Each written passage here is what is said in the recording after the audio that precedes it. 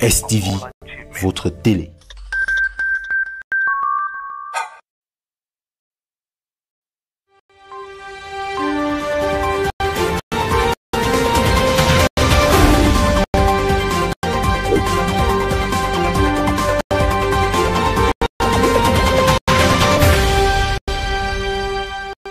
The main objective of the visits of members of the Commission for the Promotion of Bilingualism and Multiculturalism to the Northwest region is to get the people to talk frankly. In order to effectively achieve this, the governor of the Northwest region, together with his entourage, were excluded from the working session in order to let the people talk freely without any intimidation. Chairman, I beg you one more time. Let us stop the carnage. The amount of killing that is going on. You will kill to the last Anglophone. You will kill to the last. So the military solution is not the answer. Children come to school in fear. Teachers sitting in the office. Then we heads of institutions haunted. I heard other brother said here that youths are all what they are endangered species. Let me tell you, teachers are also endangered species, especially the heads of the institutions. For the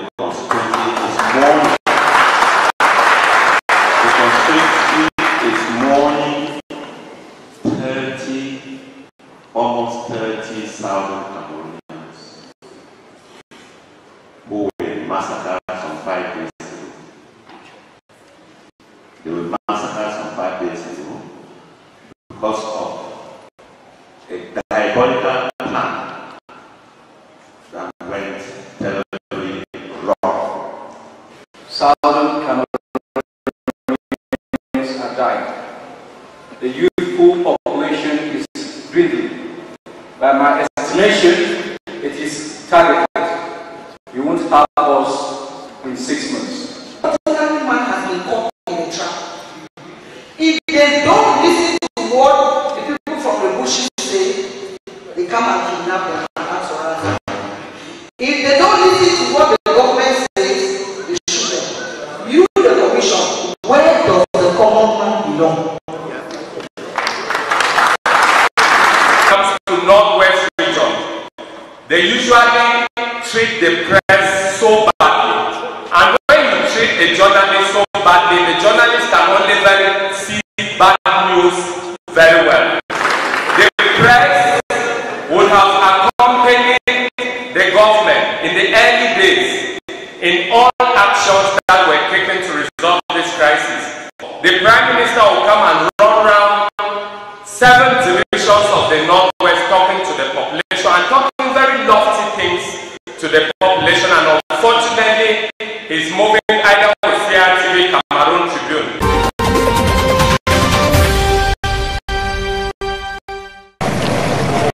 This site visit to the littoral region by Public Works Minister Emmanuel Nganonjumesi alongside his Secretary of State Aman Jondom was to provide them a better understanding on how far infrastructural projects under construction have been unfolding in order to propose solutions to lift the constraints related to the execution of such projects and to have the different project execution timeframes respected. At the second bridge over River Wuri, the minister and his delegation were taken on a tour to evaluate what has been done this far to free the Rompondi Dobonaberi Road, which has for years remained a difficult stretch of road for road users to ply. We had to construct this second bridge. I will say the work is almost through. We had also to do some jobs, some secondary jobs. The Bonaberi City, we have completed already. So we still have to complete the secondary job in the Dado connection. What I will say is that we have to continue. We will have a working solution with the government delegate in order to identify what should we do again in order to ameliorate the situation. Other components like the development of landscapes and lighting were equally evaluated with assurance given by the contractors to deliver the project on time. However, before coming to Douala, The minister and his team have been to the Kribi Lolabe motorway project site, the Douala Bonepupa Yabasi site, and the National Road number 3, where the replacement of ring and pipe culvert by box culvert is already underway. Proposals have been made in Douala, awaiting execution time from the competent authorities.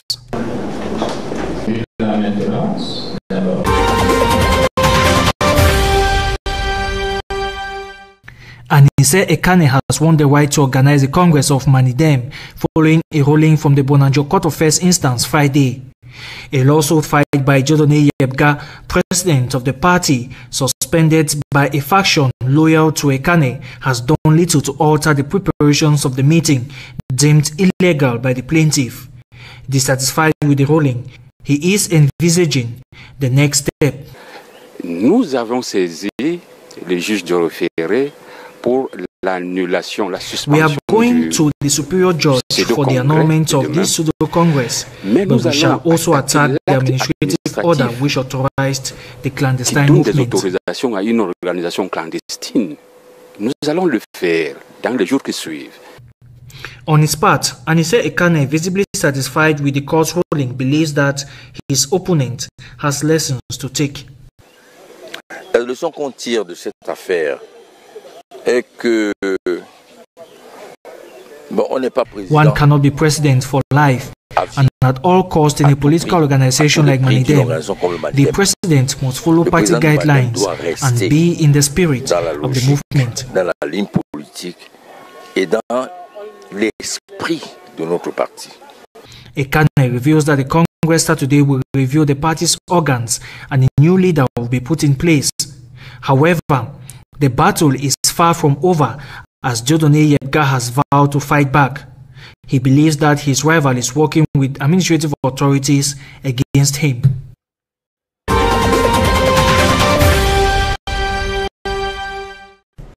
Getting as many Cameroonian women as possible to assist the government in the realization of her major developmental project is a sole objective of AFEDEC, meeting Friday, June 1, 2018 in Douala for their second national forum. Focus was to map out strategies on how to go about encouraging more Cameroonian women to join politics since we are in an electoral year. C'est juste que nous nous sommes rendus compte que autour de nous, il y a des femmes qui ne savent pas qu'elles doivent s'intéresser à la politique. Recent findings have revealed that even the few women already into politics, very few of them do make an attempt going into elections. Et celles mêmes qui se sont déjà intéressées, elles ne prennent pas la décision elles-mêmes d'être candidates à des élections. Thus, a seminar of this magnitude, grouping politicians, political sympathizers, as well as physically challenged, according to the national president, Nadej Mapugwe, should serve as an eye-opener for no Cameroonian woman to be left indifferent joining the political train. Et les personnes aussi handicapées, ces personnes pourront, dans le cours de temps, s'intéresser à la politique, devenir des candidates. However, with just 31 female mayors out of the total of 370 in the country, there is no doubt a dire need for more women to get interested in the political sphere of the country and get themselves registered into the electoral register. For sure, sensitization campaigns may be multiplied, rallies organized nationwide monthly by civil society organizations to encourage Cameroonian women in joining the train. But one thing is certain, the 52% female population in Cameroon has the final say, either making their voices heard or continue to remain as hand clappers.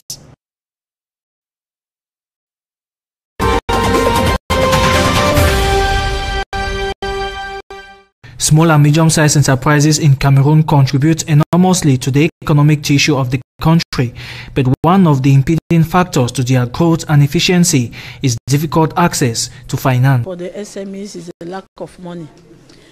They don't have money to put in place to realize the objective and to put in place really the projects. This setback is further compounded by the inability of banking institutions to effectively evaluate the financial needs of these enterprises. To strengthen their financial capacities, the subcontracting and partnership platform has designed a mutual guarantee fund with the hope of ameliorating the collaboration between them and banks. What we are putting in place as a company is a mutual guarantee company, so that small and medium-sized enterprises will put together a part of the guarantee fund, and we will work to mobilize other financial partners who will consolidate that guarantee fund. A consultative General Assembly Friday in Douala has capped a 6-month training session in which actors have been schooled on all aspects concerning the fund. A supervisory body has been elected to ensure the smooth functioning and coordination of the scheme. So today we put in place the company, we put in place the different offices, and now we are supposed to start working next week. Attractive sectors to the Mutual Guarantee Fund include production and manufacturing, agriculture and livestock, trade, tourism, and ICTs. The initiative is backed up by the Ministry of Small and Medium-Sized Enterprises, Social Economy and Handicraft, as well as the European Union.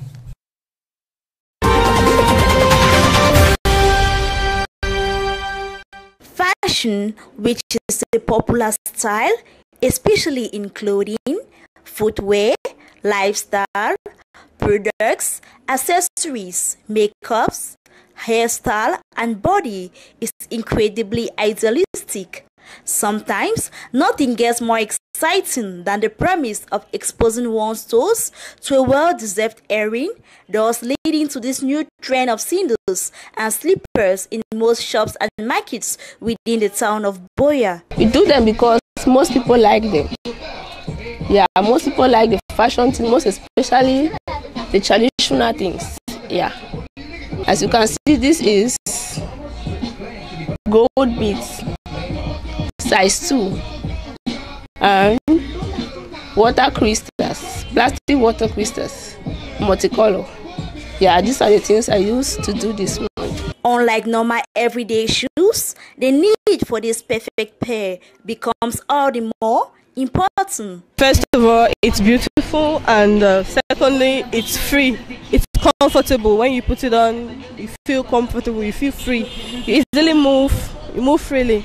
Actually, that's why I chose that. This is African beads. I love it. It's really beautiful, as you can see, and it makes me to go back to my roots as an African. Given the fact that items we wear are oftentimes a powerful and apparent form of personal expression, there is always the need to buy despite the price. This is sandals that are made with this beads. 5,000 pounds for this. Despite all the prices, I want to make them to buy this because they love the designs, the things are beautiful, they love the African fabrics. However, due to the prevailing socio-economic situation in the town of Boya, these new designs of sandals and slippers made out of beads will help to enormously boost the economy and create jobs for a huge number of designers and salespersons within the region.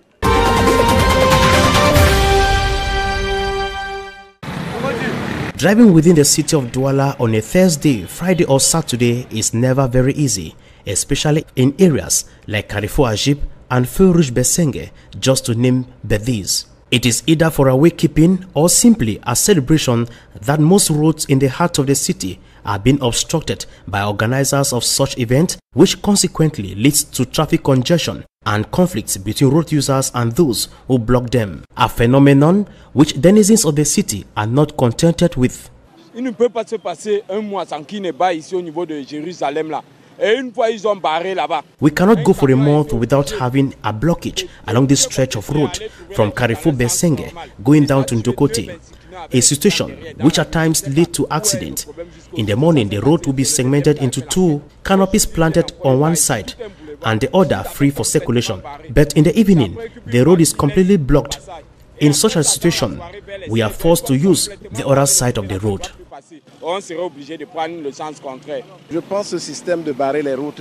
I think this system of blocking the road for wakekeeping or other events is of no importance because it leads to a lot of road accidents within the city. For if one side of the road is blocked, road users are forced to use the other side of the road, which is not too big to accommodate the number of road users we have in the city. Perhaps this could be the needed solution to solve this issue rocking the city of Douala. I think Douala has a festival hall well equipped to host any kind of event or other halls in town, affordable for people to rent to carry out wedding or funerals. It is high time those managing affairs of the city of Douala take into consideration this worrisome issue faced by denizens, which may equally help reduce the usual traffic congestion in the city of Douala.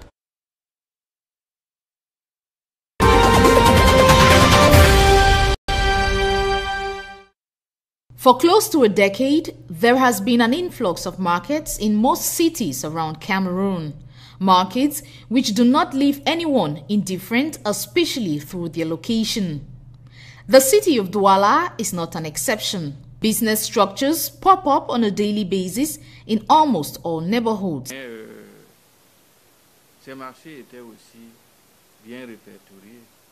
To the government delegates to the Douala City Council, these unplanned and unstructured markets are very often established in junctions like the Ndokoti roundabout, Carrefour Ajib, Rai, Grand Hangar, and the most recent case, the Ndokpasi market along the road.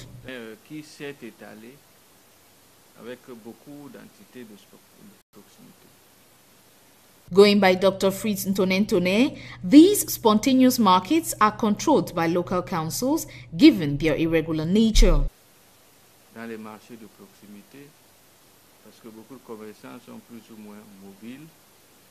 Only with the mobility of traders, it is difficult to collect taxes, and cases of fraud have equally been recorded.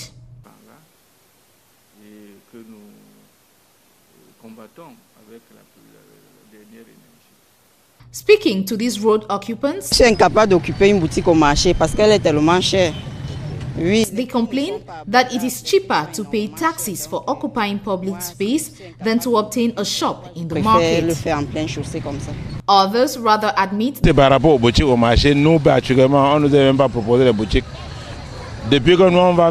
not even aware of the existence of shops in markets.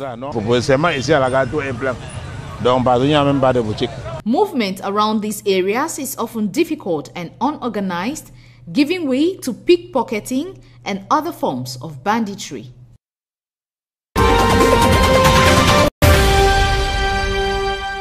At a moment when the war and its inhabitants seems to be against each other, it is certain that love still remains the most powerful key to success and wealth. The 88th birthday of High Chief Dr. Obi Lulu Briggs in Port Harcourt, Nigeria, brought four traditional rulers from the northwest region of Cameroon together with a traditional dance group, not only to celebrate but to blend the Port Harcourt, Nigeria and the northwest Cameroon culture.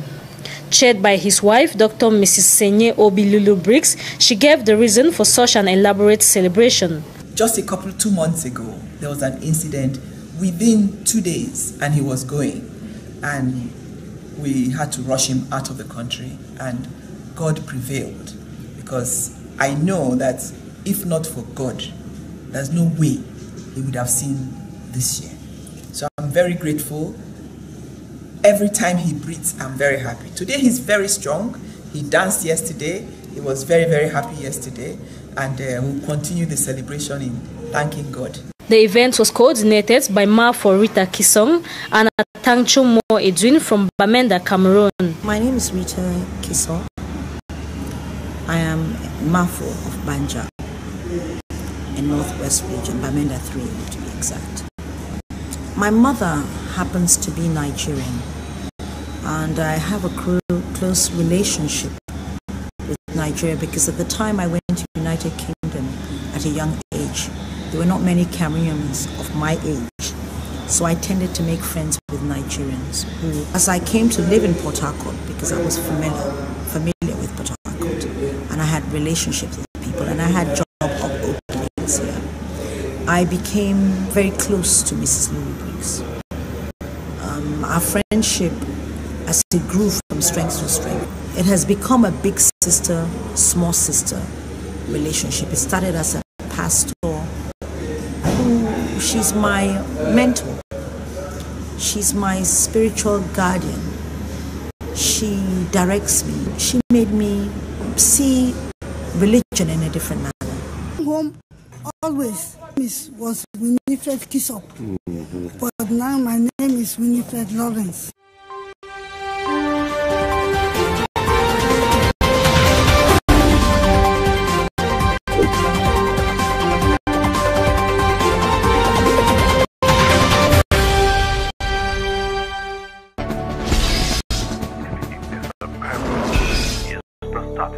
STV, votre télé.